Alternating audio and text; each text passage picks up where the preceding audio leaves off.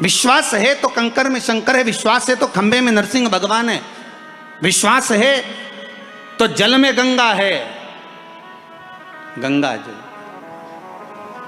और विश्वास नहीं तो कोई नहीं। मानो तो मैं गंगा माऊं, ना मानो तो बहता पानी। अब ये तो आपके ऊपर है, आप चाहें तो बहुत दूर जाकर भगवान को ढूंढना चाहोगे, और नहीं तो आपके ही पास में, आपके ही घर में, आपके ही करीब में, आपके ही हृदय में शिव तत्व बैठा है, शंकर विराजमान।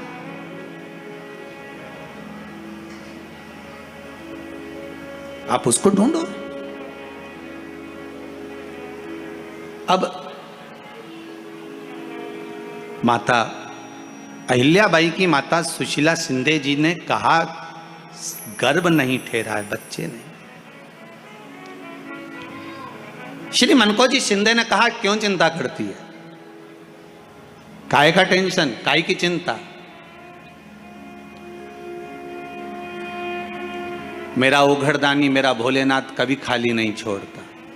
सब शिव महापुराण की कथा कहती है, आप अगर विश्वास रखे हो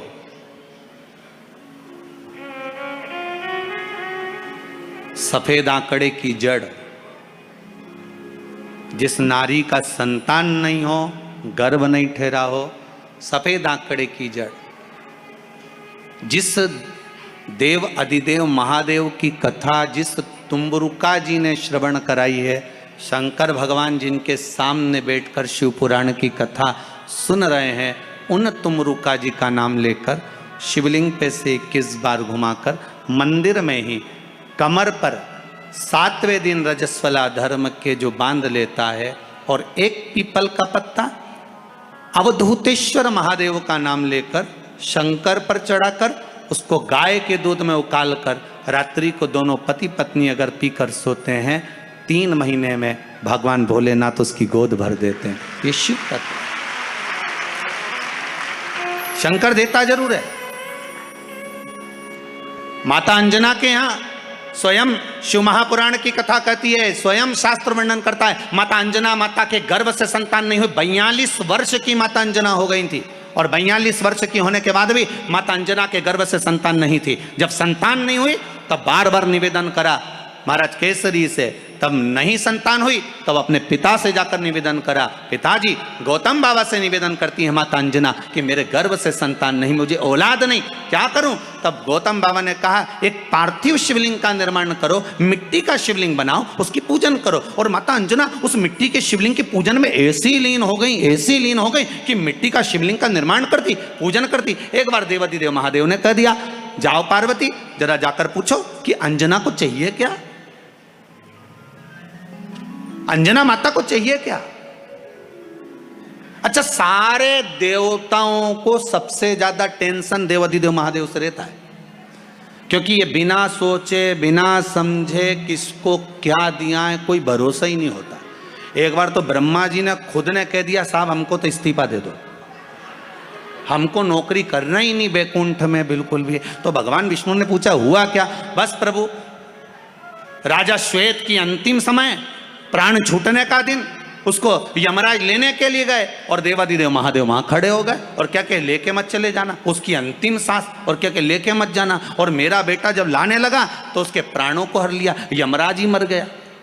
फिर मेरी पोती गई मृत्यु देवी, उससे कहा उठा ला राजा श्वेत को। वो राजा श्वेत को जैसे ही मृत्यु देवी ने फांस डाली, भगवान शंकर ने उसको भी मार दिया। अब बताओ, सूर्य नारायण भगवान बोले कि मेरा बेटा भी मर गया, मेरी पोती भी मर गई, अब बताओ क्या करें। तो भगवान ब्रह्मा जी ने शंकर जी से जाकर कहा, भोलेनाथ ये आपकी आदत बहुत गलत है, जब इसको मरना था तो आपने क्यों बचाया। शंकर जी बोले मेरे मंदिर में बैठा था, जगह तो देखो कि कहां बैठा है।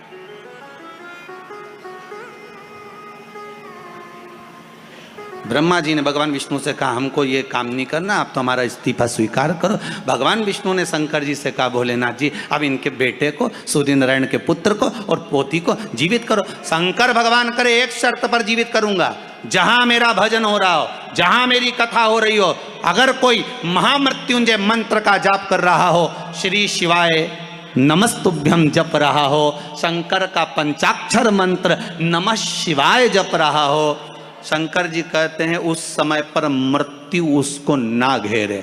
तो इतने में सूर्य नारायण भगवान कहते हैं शपथ लेता हूँ, संकल्प लेता हूँ, जहाँ आपका नाम होगा, अगर पृथ्वी पर कोई मरने का भी समय आ गया तो पहले आपसे पूछा जाएगा उठा ले,